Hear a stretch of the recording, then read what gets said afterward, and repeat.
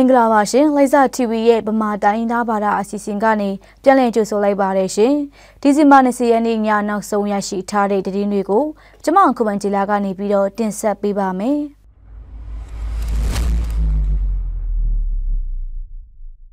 စစ်ကော်မရှင်တပ်ကဗမာမြို့တွင်ရှိဒေသခံပြည်သူတွေရဲ့နေအိမ်များကိုလိုက်လံမိရှို့ပျက်စီးနေကြောင်းရှေ့တန်းသတင်းအရင်းမြစ်များထပ်မံသိရပါရယ်။ဒီဇင်ဘာ19ရက်နေ့မနက်ပိုင်းတွင်စစ်ကော်မရှင်တပ်က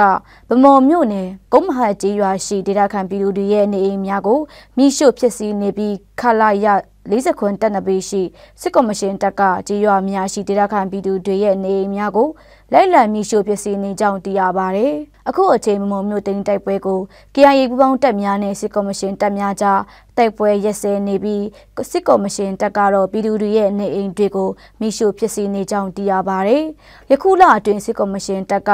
ဗမော်မြို့အေယာဝတီမြစ်ကျော်တလျှောက်နေထိုင်ကြတဲ့ကြေးရွာတွေဘက်ကိုလေကြောင်းတိုက်ခိုက်မှုတွေပြုလုပ်တာကြောင့်ဒေသခံပြည်သူတွေတေဆုံမှုများနဲ့ထိခိုက်ဒဏ်ရာရရှိသူများရှိပြီးနေအိမ်များပျက်စီးဆုံးရှုံးမှုများလည်းရှိကြောင်းသိရပါတယ်ရှင်။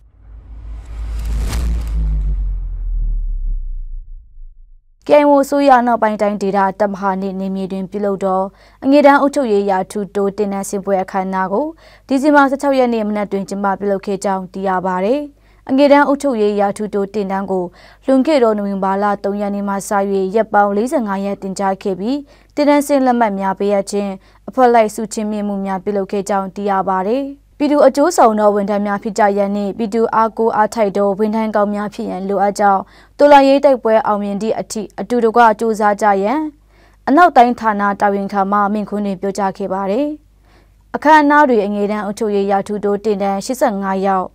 အနောက်တိုင်းတာဝန်ခံအုပ်ချုပ်ရေးဆိုင်ရာဝန်ထမ်းများနဲ့ဗရာရေးစီယာများအားလုံး190တက်ရောက်ခဲ့ကြကြောင်းသိရပါတယ်ရှင်။